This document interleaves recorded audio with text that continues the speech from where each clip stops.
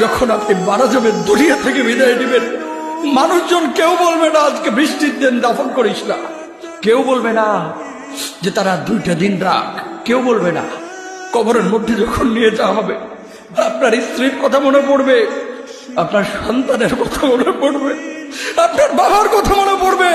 সবচাইতে বেশি কষ্ট আপনাকে যে জিনিসটা দেবে, কি নিয়ে কবরে ঢুকলাম, কেন সুদ খাইছিলাম, কেন ঘুষ খাইছিলাম, কেন কবরের জিন্দেগির জন্য প্রিপারেশন নেই নাই।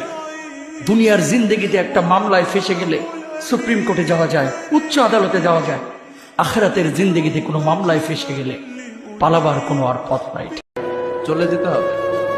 দালান ঘর, বাড়ি ঘর, টাকা পয়সার জন্য পাগল হয়ে থাকে আমরা, কিন্তু এটা আমার আসল ঘর নয়। যেই গোসলখানাটারে আমি এত সুন্দর করে টাইলস করে ইটালিয়ান ফিটিংস দিয়ে বানালাম, আমার জীবনের শেষ গোসলটা কি ওই গোসলখানায় হবে? কথা বলেন, যেখানে লাশ ধোয়ায় ওইখানে আমার গোসল হবে। এগুলো আমরা ভাবতে চাই না। কবরের জীবনটা আসল জীবন। কবর জগতে কোনো রং নাই, কবর জগতে কোনো স্বাদ নাই, কবর জগতে কিচ্ছু নাই, মাটি আর মাটি। হ্যাঁ, যদি আপনি মালিককে খুশি করে যেতে পারেন, অন্ধকারটাও আলোকিত হয়ে যাবে। কষ্ট করার সময় আপনার কবরের চিন্তা আপনি করেন, আমার কবরের চিন্তা আমি করব। আপনি আমাকে বেশি থেকে বেশি উৎসাহ দিতে পারবেন, ভাইয়া কবরটা সাজাইলা, সারা জীবন শান্তিতে থাকতে পারবে। এটা হচ্ছে মুসলমানের নিয়ম। বলেন, কবর প্রতিদিন ডাক দিয়ে বলে আনা বাইতুদ দুধ। প্রত্যেকের কবর প্রত্যেককে ডেকে বলে, ও আল্লাহর বান্দা, জানো আমি পোকামাকড়ের ঘর, পোকামাকড়ের ঘর।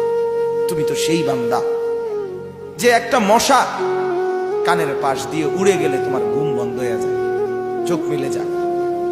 একটা মশার গুনগুন আওয়াজ সহ্য করতে পারো না। একবার কয়েল, একবার অ্যারোসোল, একবার মশারি, এরপরেও তুমি চাও যে একটা মশাও যেন আমার কানের কাছে গুনগুন না করে।